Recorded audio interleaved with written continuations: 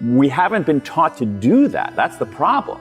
We have this weird approach. We have this weird view of negative emotions. Like some of us think, oh, positive all the time. That leads to delusion.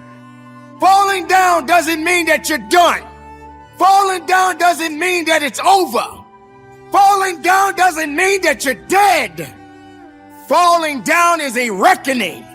Where you step up in a situation and you lead and you do the right thing and you begin to realize you're different, you're unique, you're special. Your self-worth begins to change and you believe over the time in your life. You're pushing and you're pushing and you're pushing and you're pushing and you're doing everything right. You're tired, you're exhausted, and ain't nothing happening.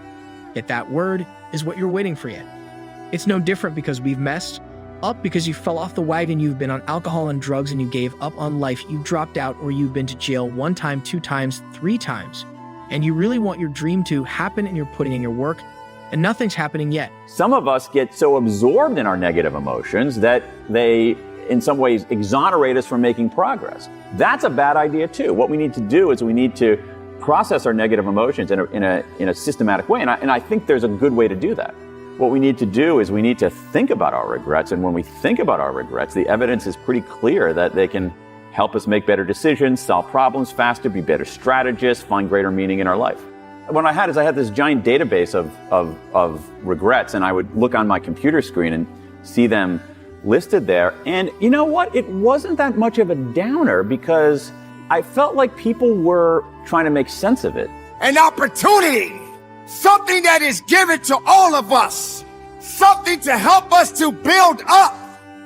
That will give us ultimate satisfaction and knowing that we're not done yet. We are all in this situation together. Why do we fall? It must humble us. Sometimes your worst days can be your best days. It's all about how you put it together.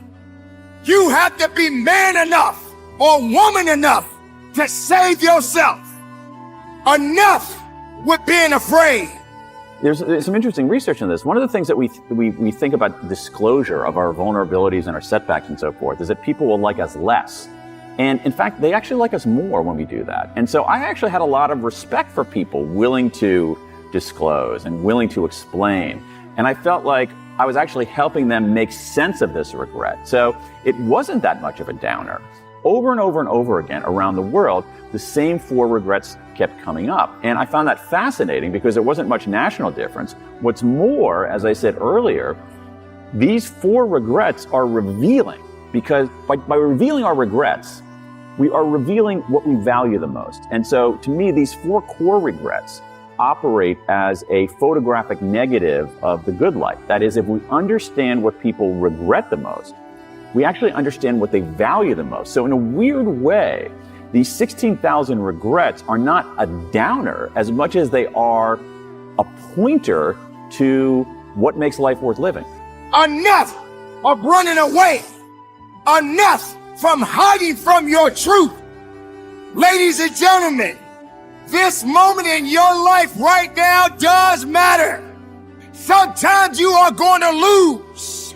Sometimes you are going to hurt. Sometimes you're going to want to quit. You must be better than that. You must be stronger than your excuses. You must be stronger than your circumstances. You must be stronger than your fears.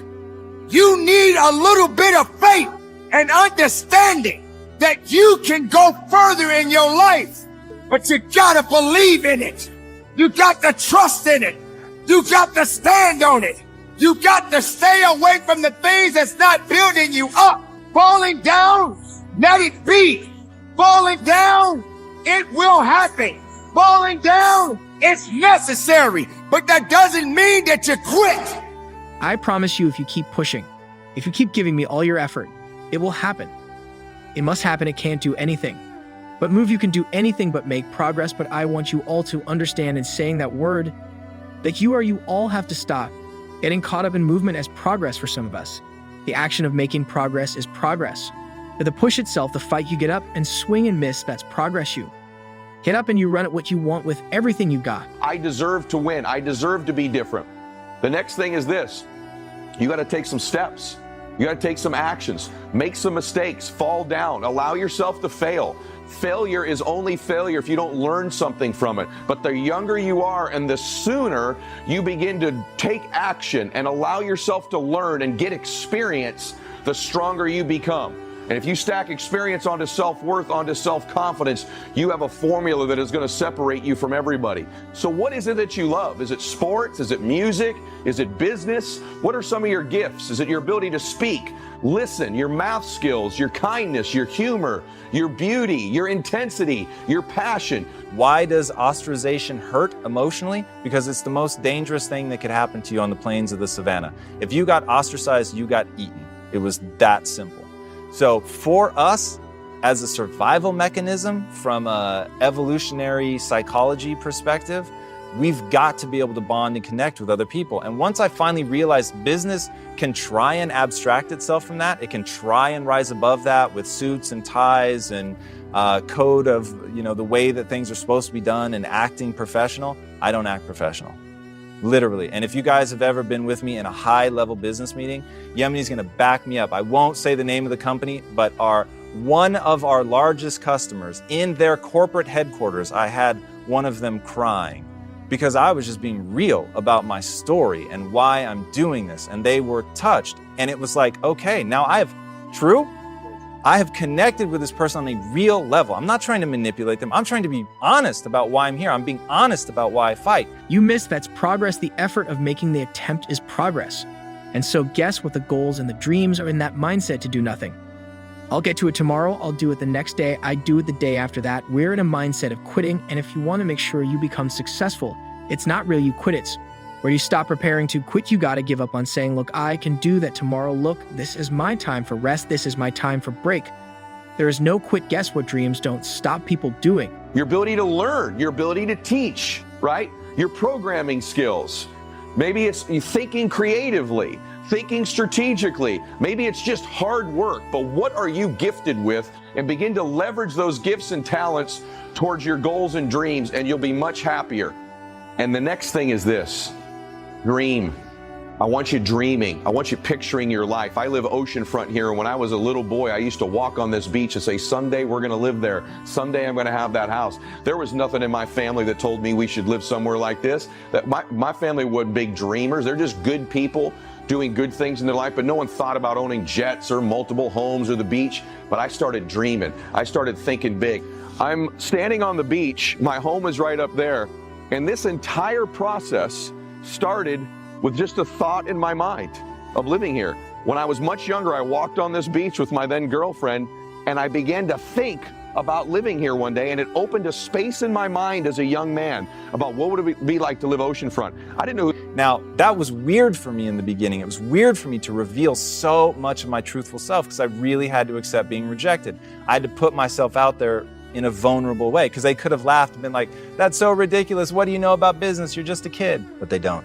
It's all about humans. Humans. If you are dealing with humans, don't fall prey to the structure that people try to put around it. It won't work long term.